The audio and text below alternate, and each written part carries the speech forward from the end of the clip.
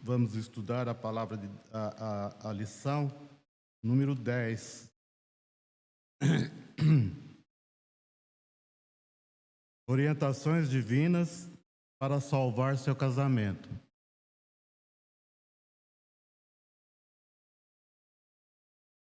E o objetivo dessa lição é reconhecer princípios bíblicos que ajudarão na restauração do lar.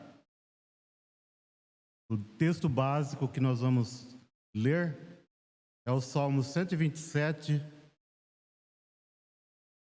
127:1.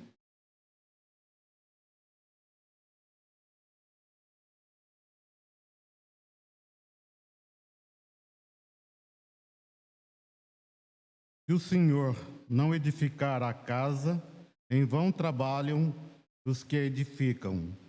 Se o Senhor não guardar a cidade, em vão vigia a sentinela.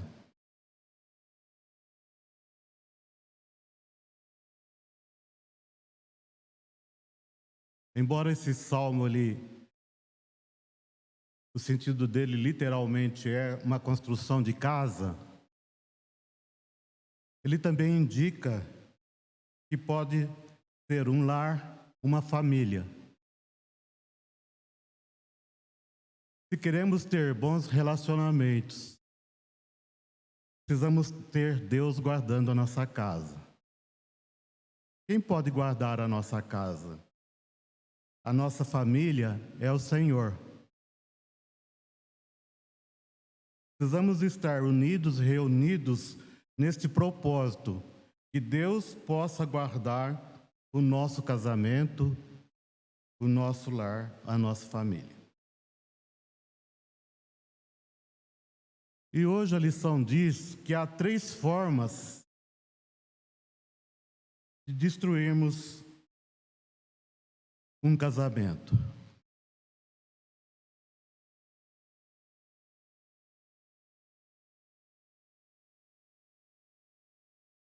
E a primeira forma que ele coloca aqui é a ausência de perdão ou falta de perdão. O perdão é uma palavra tão conhecida, mas difícil de ser vivida e praticada.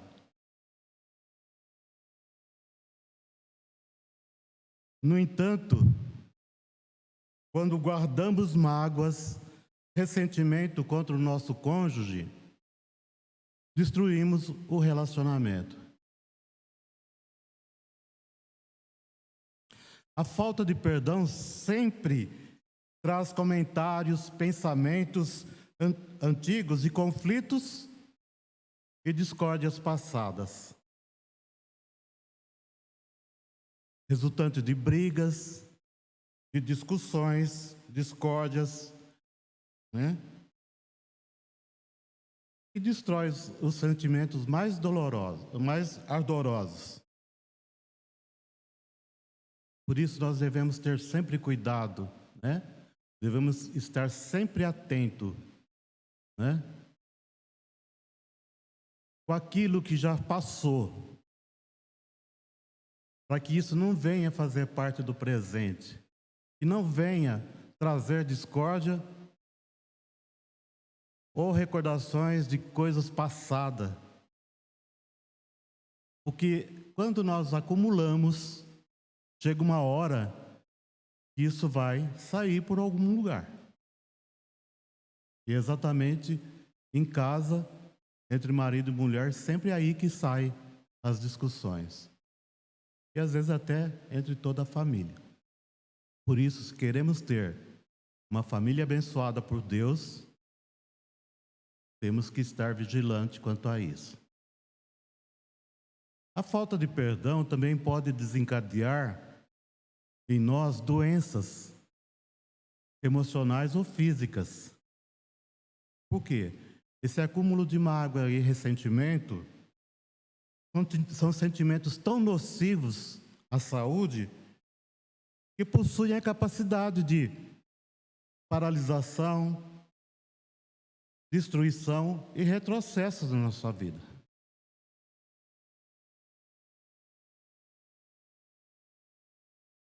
Uma das coisas mais importantes num relacionamento é reconhecer os erros, sabe? Pedir perdão por aquilo que às vezes a gente acha que é uma coisa simples, mas que no fundo causa, né, uma ferida. Então, é importante que a gente sempre tenha em mente esse desejo, né? E se a família é alicerçada na palavra de Deus, isso vai ser uma coisa muito normal. Mas quando nós não temos Deus, né? Quando nós estamos meios sem estar nessa comunhão, então as coisas podem tomar outro rumo. A segunda forma que nós podemos destruir um casamento, um relacionamento, é castigo ou vingança, né? O desejo de castigar ou vingar da outra pessoa também destruirá o relacionamento, porque muitas vezes, para não ficarmos para trás, né? A gente deseja sempre pagar o mal com o mal. Fez para mim, vai levar. Falou uma coisa que eu não gostei, eu também vou falar, né? E isso nada vai ajudar no relacionamento.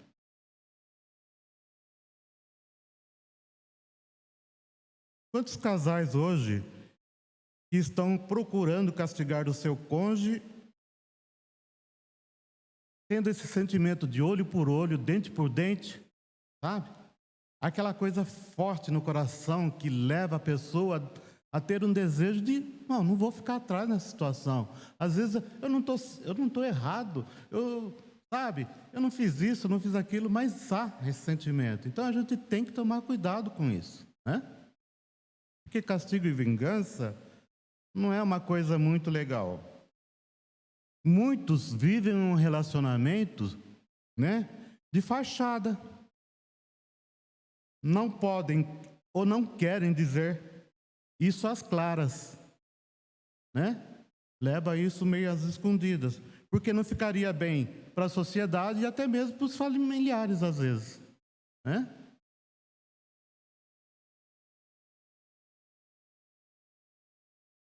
E vivem um relacionamento de ódio e amargura. Então, castigar ou vingar do cônjuge também não vai levar a nada. A outra forma de se destruir um relacionamento é traição e infidelidade. O que é traição? Traição é a escolha de transferir o seu afeto para uma outra pessoa.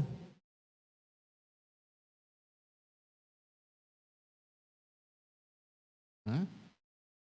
Você escolheu sua esposa, seu esposo. Então que você saiba que precisa ser fiel.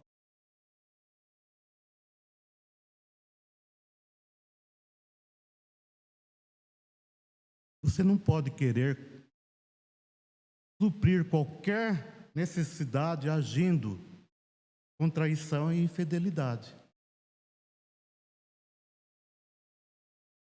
A gente comenta ou fala desses assuntos na igreja porque aí fora isso é visto, é feito como que com naturalidade. Mas nós, como povo de Deus, como família de Deus, nós temos que agir e pensar diferente. Se queremos ter um casamento abençoado, se queremos ter um relacionamento abençoado. As coisas do mundo são do mundo.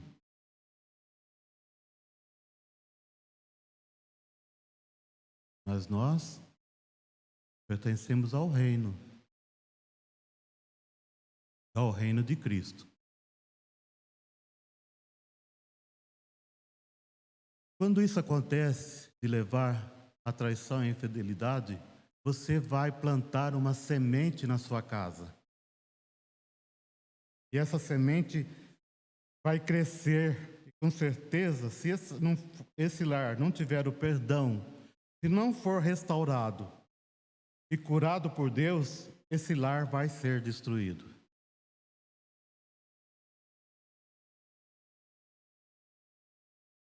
Então, que nós reflitamos nessas três formas. Essas três formas estão contidas na lição, mas há muitas outras formas de a gente destruir um relacionamento, um casamento.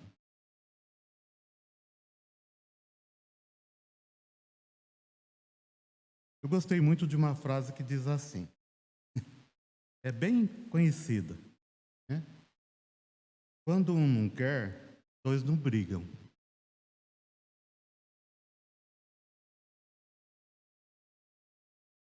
De fato, buscar tentar voltar para trás algo que já aconteceu, não é possível.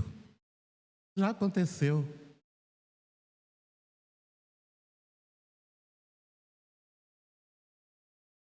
Né? Mas que haja perdão.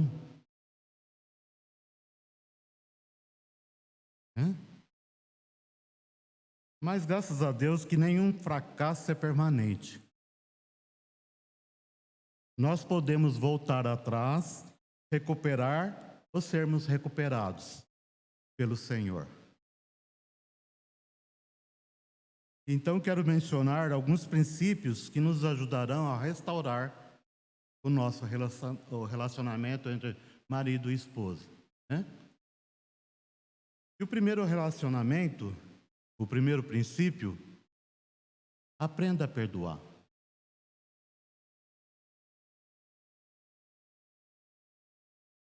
Nenhum casamento sobrevive sem perdão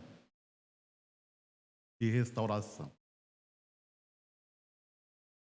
Não devemos permitir que fatos do passado assombrem continuamente o nosso casamento, como eu já disse lá atrás, né? Abrindo cicatrizes de feridas passadas e reavivando antigas amarguras. Você já pegou um balde com água, com sujeira nele? Com o tempo, aquela sujeira sedimenta, ela vai para o fundo e fica lá. Vai mexer com aquela água. Para onde vai a sujeira? Contamina toda a água, suja toda a água novamente. Assim é quando nós trazemos as amarguras de volta. Quando nós mexemos no passado e essas feridas cicatrizadas voltam a trazer essa amargura na vida da pessoa. A gente está sujando a água.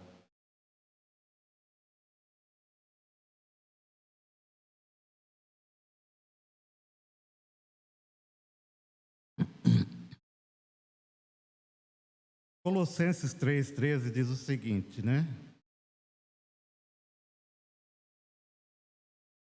Portando-vos uns aos outros e perdoando-vos uns aos outros, se algum tiver queixa contra o outro, assim como Cristo vos perdoou, assim fazei vós também.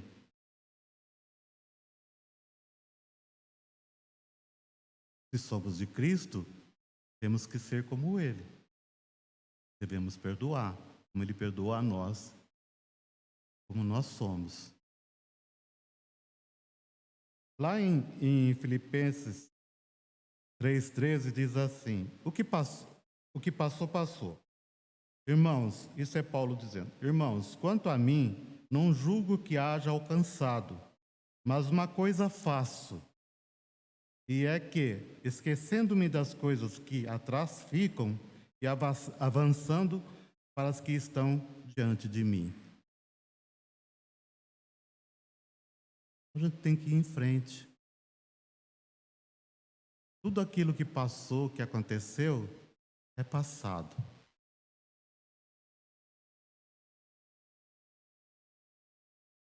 Entende?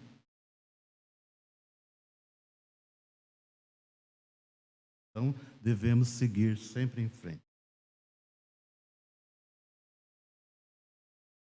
Perdoar alguém que verdadeiramente nos magoou é uma das coisas mais difíceis que temos que fazer na vida.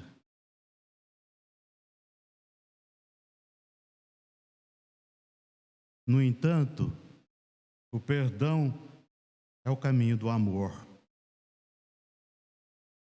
Perdoar nem sempre é fácil e, na maioria das vezes, nada saudável.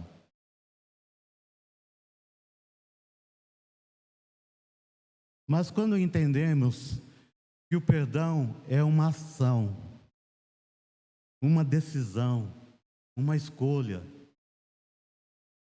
um verdadeiro remédio para a alma, que tem poder de libertação. Graças a Deus. Quando você perdoa uma pessoa que te feriu, você tira dos ombros um peso. Você libertou. Você se libertou.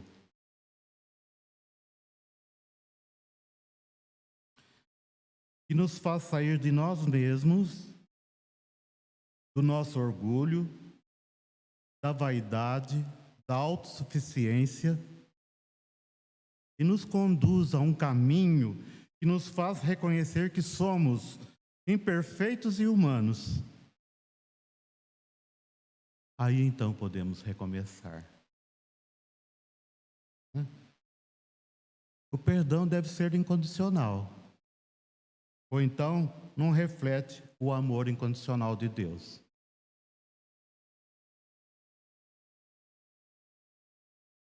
O perdão sempre é maior do que a ferida.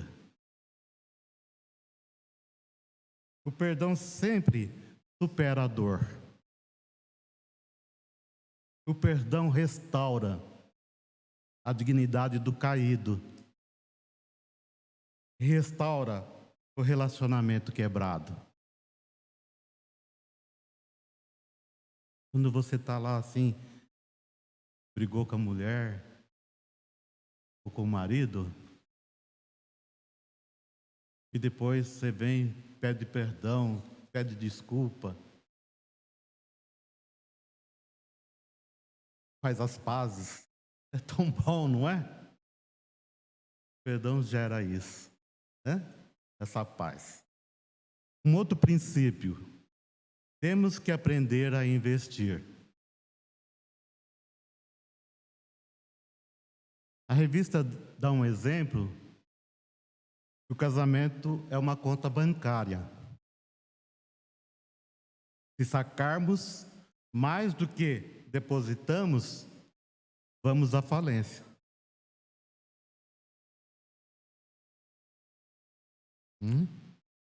Assim é o relacionamento conjugal. Precisamos dar mais e pedir menos. Elogiar mais e criticar menos. Ouvir mais, falar menos. Compreender mais e censurar menos.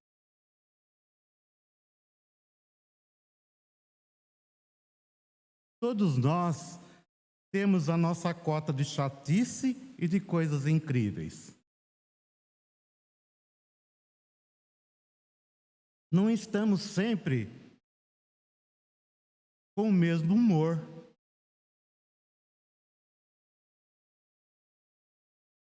Temos dias que os relacionamentos são mágicos e outros nem tanto.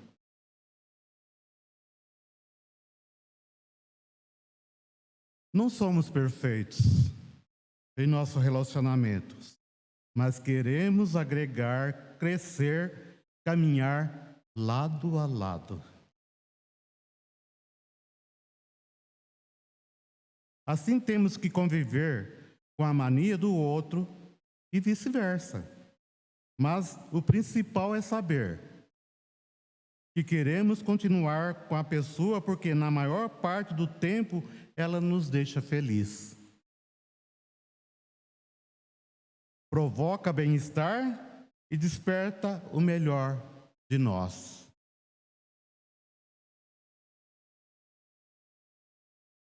Então temos que investir no relacionamento. Temos que aprender, né, a investir. Porque o casamento se constrói.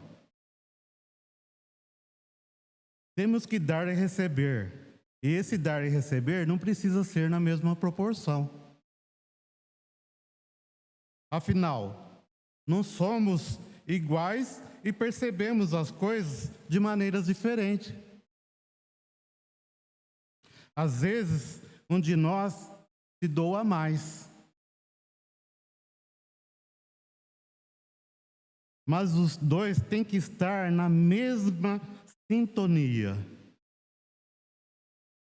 Como dois seres distintos que querem andar juntos e construir uma relação de afeto, de cumplicidade, de parceria e amor.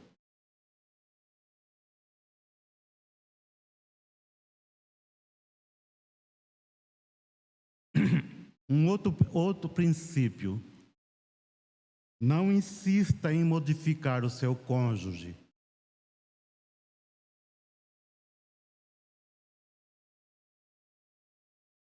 Decidimos casar com alguém que possua qualidades que nos faltam e diferenças com as quais admiramos.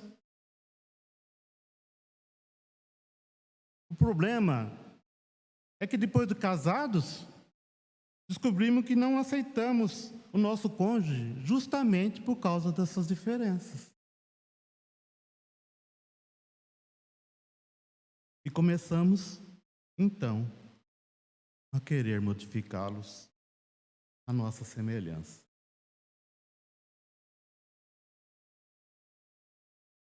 Há alguém aqui que pode falar o contrário?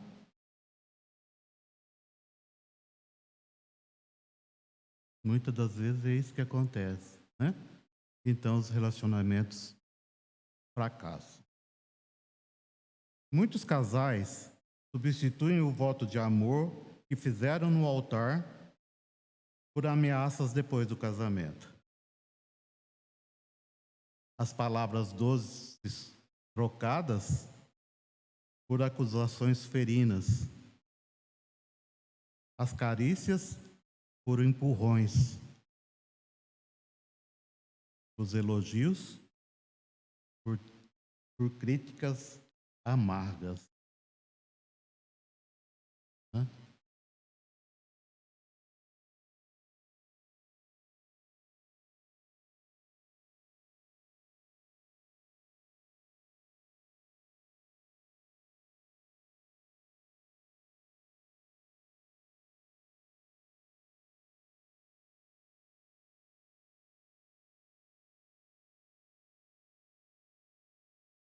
A revista Nos Dá,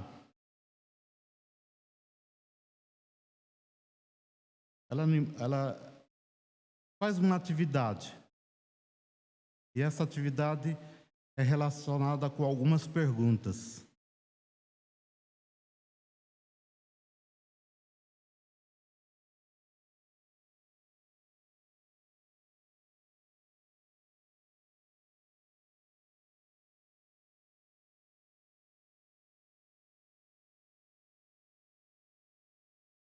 Antes de eu fazer umas coisas, eu queria fazer uma pergunta para os irmãos. Qual foi a última vez que você elogiou o seu cônjuge? Tem que ser honesto.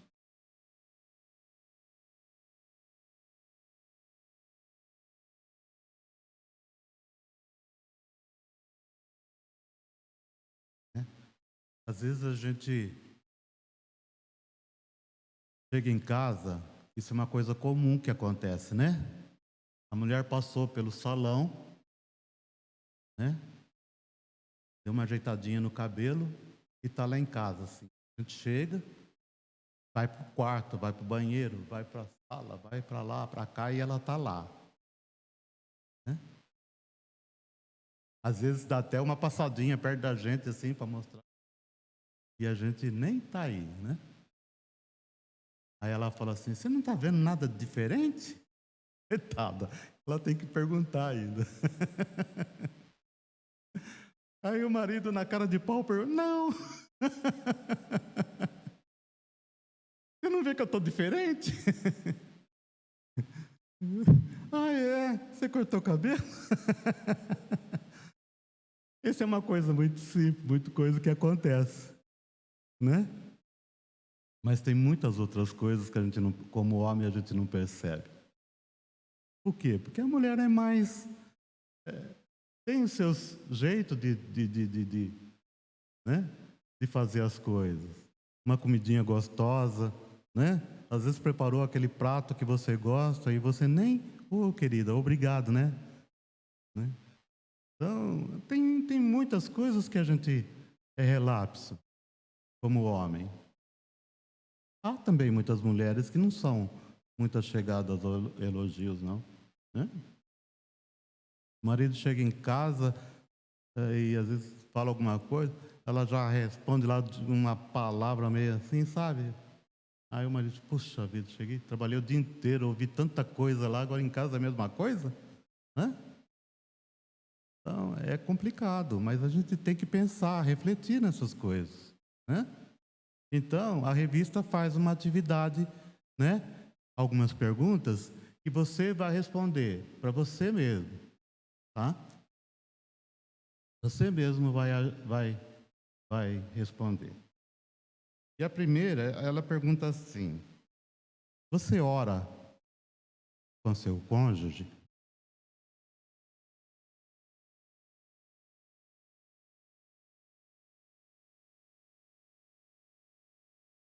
Você realiza o culto doméstico?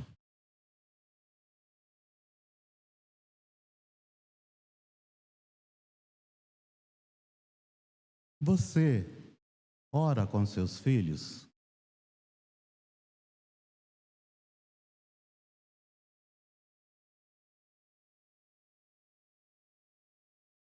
Vocês ouvem música evangélicas em casa?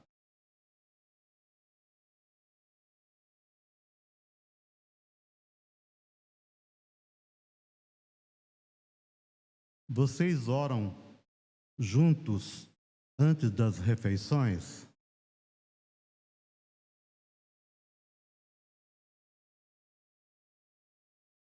Vocês conversam sobre coisas de Deus em casa?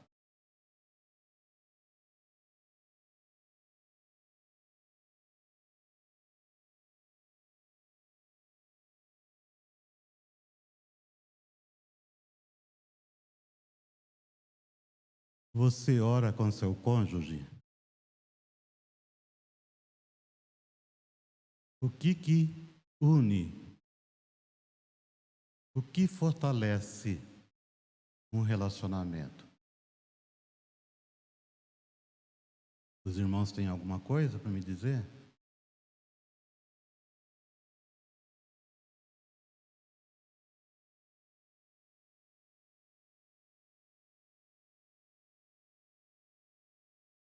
Quem une o relacionamento é Deus. Como Deus pode fortalecer a unidade do casal se eles não oram junto?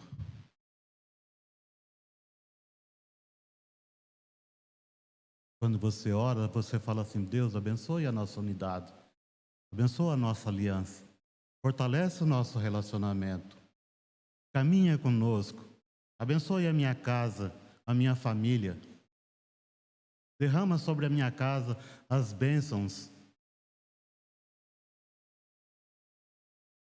para que o nosso casamento seja firme, seja, esteja diante de Ti, Pai. Então, a gente precisa orar para que o relacionamento entre marido e mulher seja firme, esteja fortalecido, seja Deus o cabeça do relacionamento.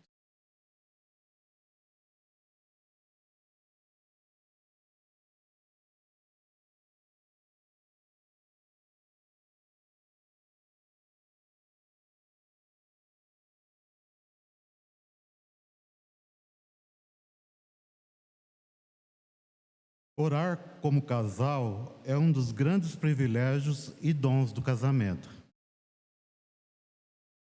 Todavia, este dom nem sempre é praticado pelos casais.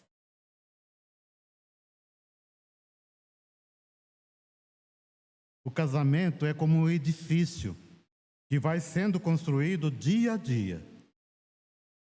Deus está hoje dando a oportunidade de recomeçarmos o nosso casamento, o nosso relacionamento.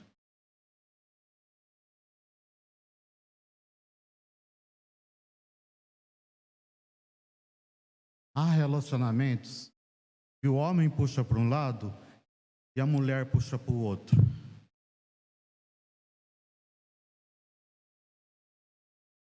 Há relacionamentos em que não há homem e mulher pensam diferentes.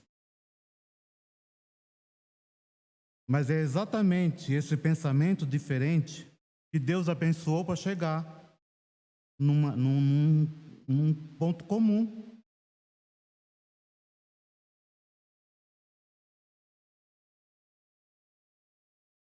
Porque há muitas coisas que a mulher diz, eu não cedo. O homem fala, eu não cedo.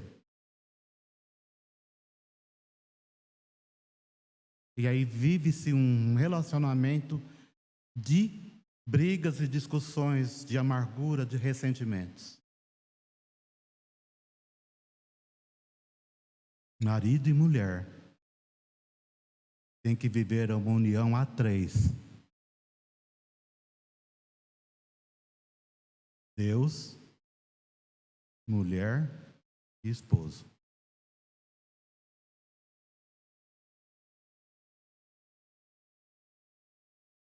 A outra pergunta diz o seguinte assim: você realiza culto doméstico?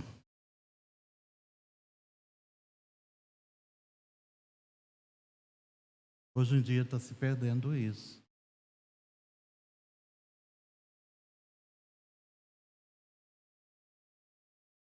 Teve um tempo no Rio que nós, como família, fazíamos o culto doméstico à noite. Porque eu trabalhava, a Ruth trabalhava, as meninas iam para a faculdade, então durante o dia não dava tempo, porque um saía um horário de manhã, outro saía outro, e assim não dava para se encontrar. Então a gente fazia o culto doméstico à noite. Né? E era muito bom, porque ali você compartilhava até as coisas do dia. Né? Você até orava por problemas que tinham surgido naquele dia. Eu não digo que o culto doméstico tem que ser de manhã, no meio do dia ou à noite. O culto doméstico tem que ser naquele horário que está para todo mundo estar presente.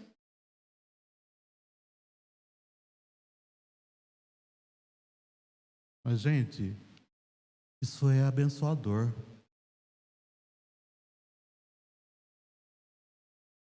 E quando você reúne a família e conversa com Deus em família, sabe? Deus abençoa a família.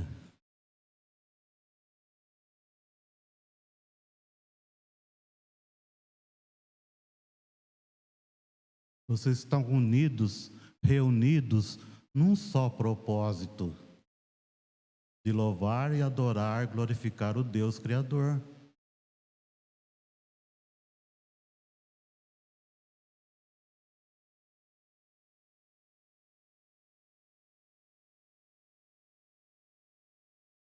Você ora com seus filhos?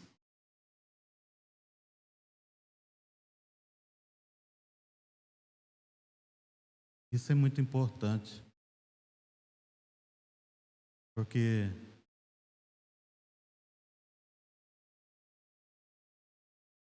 há um personagem na Bíblia e orava pelos seus filhos. Porque ele não sabia os pecados que teus filhos tinham cometidos durante o dia. Jó orava pelos seus filhos.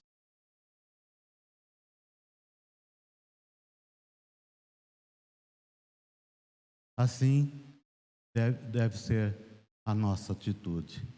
Orar pelos nossos filhos. Pedir a proteção de Deus. Tá? Que eles possam ser livres das ciladas do diabo. Que eles possam ter bons amigos. Que eles possam buscar a presença de Deus, porque quando a gente ensina, eles aprendem, porque os filhos, os pais são um exemplo. E os filhos seguem aquilo que os pais fazem. Muitas das vezes, né? Então, gente, é importante a gente orar com os filhos, mas também é importante orar pelos filhos. Porque os filhos, eles precisam estar firmes, né, em Deus, mas a gente tem que orar para eles sejam protegidos por Deus.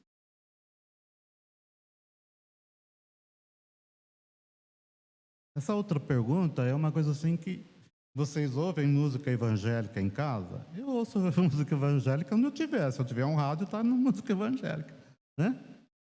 Então, eu acho que tanto isso em casa é bom porque abençoa, te dá um clima de paz, de regozijo, porque às vezes até uma música faz você refletir sobre alguma situação.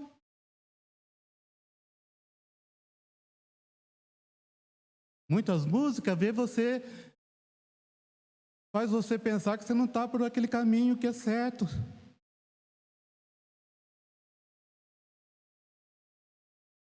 E muitas músicas nos levam a uma glorificação a Deus.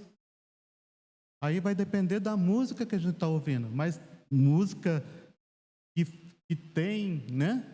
Mas levam a gente a uma glorificação a Deus. Né?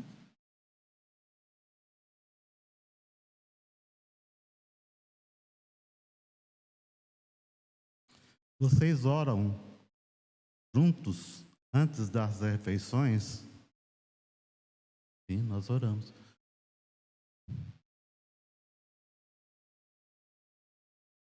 Mas às vezes a pessoa só ora em casa.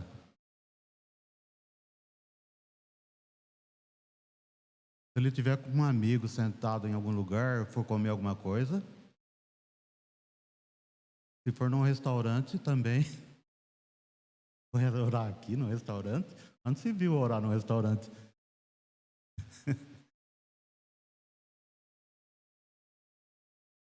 A gente tem que orar antes das refeições. Não importa onde você está. Ou Deus não está no restaurante? Porque é restaurante, você acha que Deus não está ali? Se você é crente, é filho de Deus, Deus está ali, gente.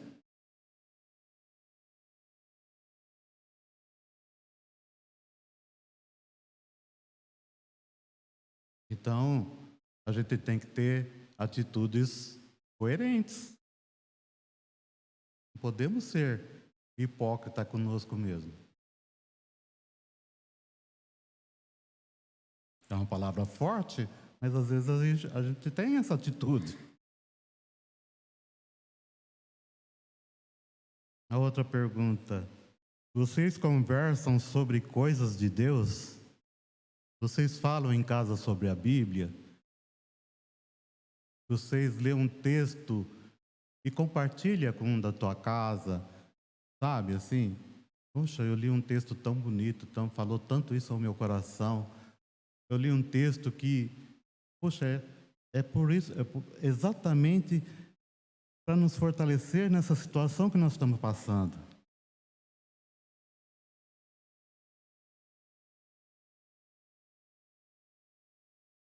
Deus faz parte do seu dia a dia.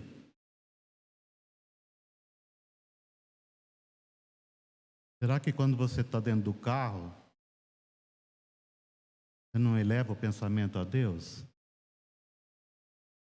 Será que quando você está dentro de um ônibus, você não leva o seu pensamento a Deus? Será que quando você está em casa, deitado, ou sei lá onde estiver, né?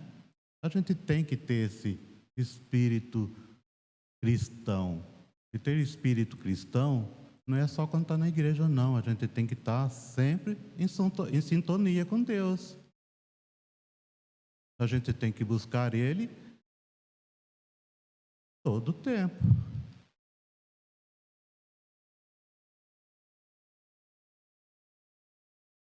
Né?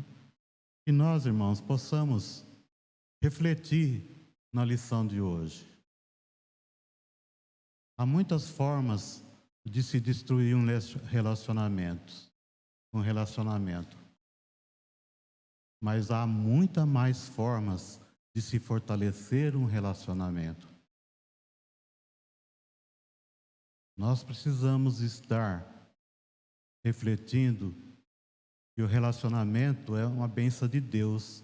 Casamento é uma instituição divina. Você tem que pensar como marido sobre isso, como esposa sobre isso. Quando Deus une duas pessoas, você faz uma aliança. Não porque você botou um anel, uma aliança no dedo, aquilo lá é um anel. Mas aquilo lá é um simbolismo que você está unido a uma outra pessoa, que vocês foram feitos uma só carne a partir daquele momento. Então, tudo que acontece com um, acontece com o outro, e isso também reflete nos filhos. Então, irmãos, que nós possamos perdoar, porque o perdão sara feridas. O perdão dá liberdade. O perdão traz paz. A Bíblia diz assim, ó, se você for levar a sua oferta no altar e saber que você tem algo com seu irmão, vai lá e acerta a situação com ele, depois vem aqui e traz sua oferta.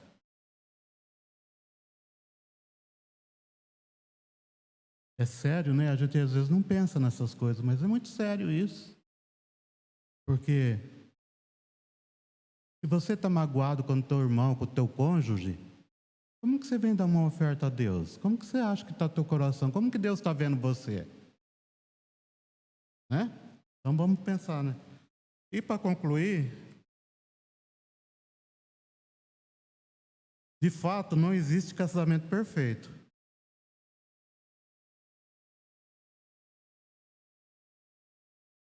Não há casamento sem problemas.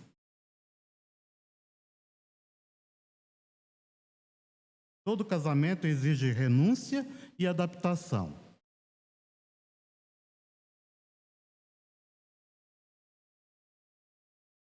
Nenhum casamento sobrevive sem perdão e restauração. Entretanto, a aliança conjugal não termina quando as crises chegam.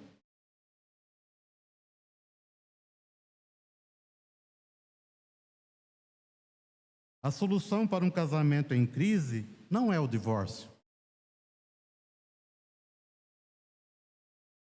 mas o arrependimento, o perdão, a reconciliação.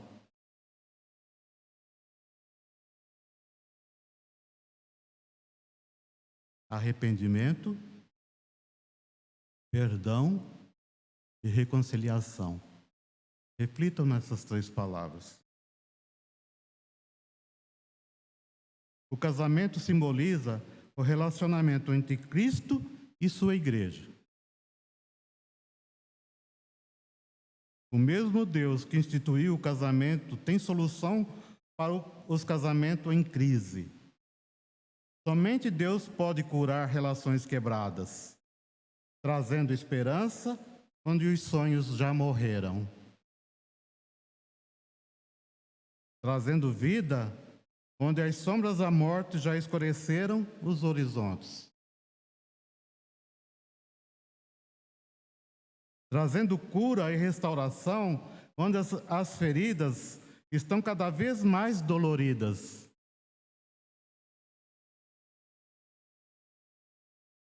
O mesmo Deus que criou o casamento tem solução para ele. Deus é o Criador, sustentador, restaurador do casamento. Quando Ele reina no casamento, as crises não têm espaço. Amém? Vamos orar? Deus Pai Todo-Poderoso, nós somos gratos pela Tua palavra, Senhor.